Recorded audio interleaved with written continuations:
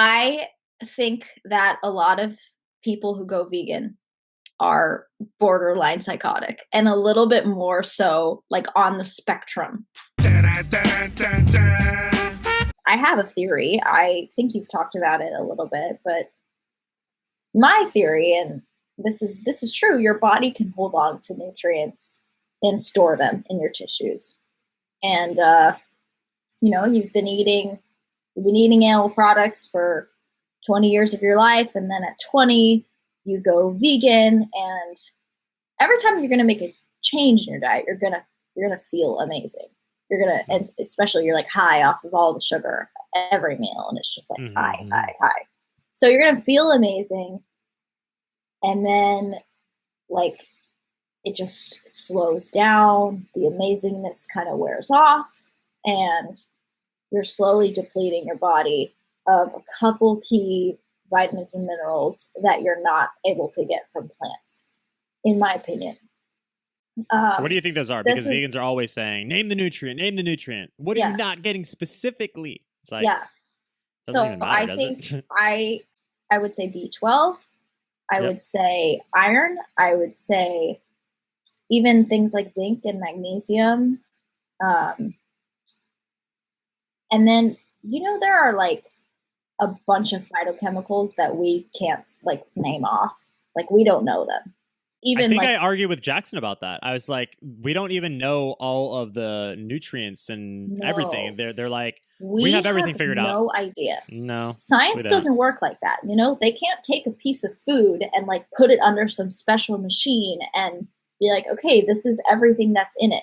They have to know about it, and then they have to do a specific test to like confirm that it's there. So think about all the things that we don't know. I mean, this is the kind of stuff I learned in school that really made me realize that I know nothing. Because I learned, I had many lab classes, and many of my friends worked in labs. My boyfriend works in a lab. He works at a huge university in a research lab and does biology research.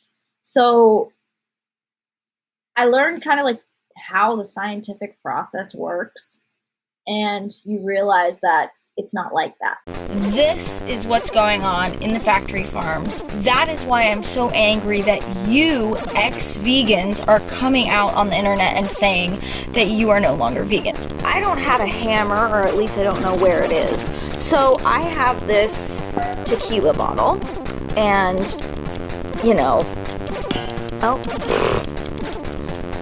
let's try that again. Nope. Okay, this one's being tough.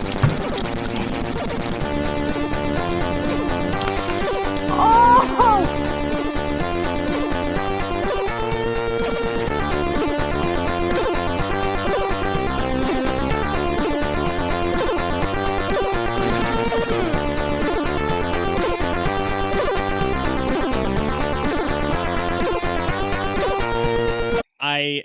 I know a little bit about you, so I'd love to do this fancy, awesome intro for you, but I don't know a whole lot.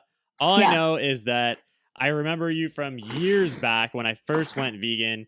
Of course, you were dating Jackson Foster at the time, our friend Plantriotic, and that's what I remember. I remember you guys doing the bodybuilding and the the powerlifting stuff back in the day as like fruit eaters, and you were Izzy the Fruitbat, and you were a disciple of Freely the Banana Girl. And I don't know, let's fill in the rest of the story, because I hear you have some cool stuff to say. Yeah, I found, Freely and Christina when I was about 16.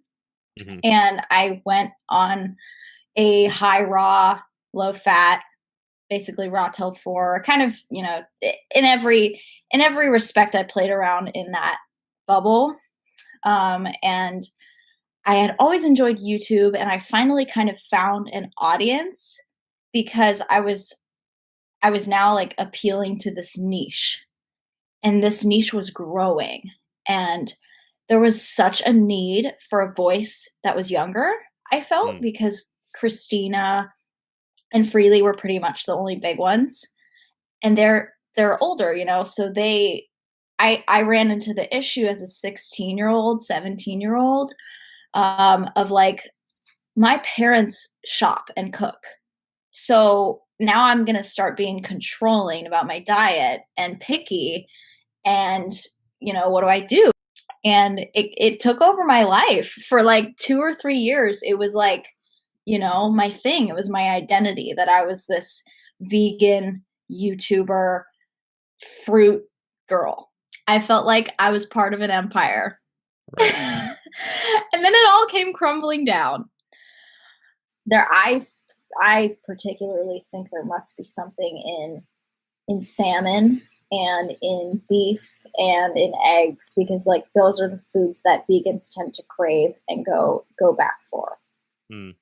I went to college, right? So it was like my junior year of high school when I went vegan.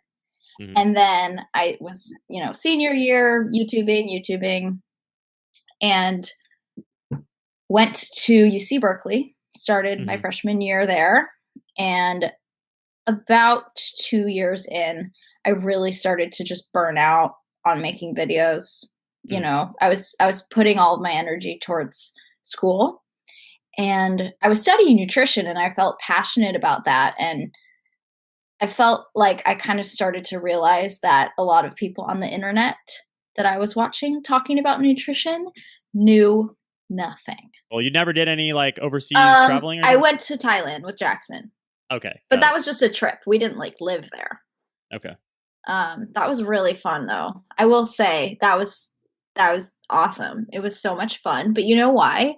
You know why it was great? Is because I had a belief, and it's kind of an isolated belief that not many people have, right? This like fruitarianism. And then you get to Thailand and you're now in a group, you're in a tribe. And no matter what that tribe is, whether it's religion, a bunch of other things, it feels good to have a group. And humans naturally want to be in a group. So it was so much fun. I had the best time of my life. I think a lot of these ailments that everyone claims to have on this diet and this diet is kind of a little bit of a self-fulfilling prophecy. You convince yourself. Situation. Yeah. I have something in my personality, I think, that I want to appeal to the masses. Like, I just want to have a big circle around me. I want to have a lot of friends. I want to be, very social. So the diet isolating thing just doesn't work for me. And the reality is the world is where it's at. We're not a completely plant-based world. We're not a completely plant-free world. There's lots of options when you go out to eat and you go to the grocery store, and it is like hard to hear, that people they once trusted me and now they don't trust me anymore. I really don't like to not be trusted. Doesn't feel good. It feels confusing because I'm like, well, I trust myself and I know that this is my truth. So why is that not coming across? Am I not coming across as genuine? What am I doing wrong?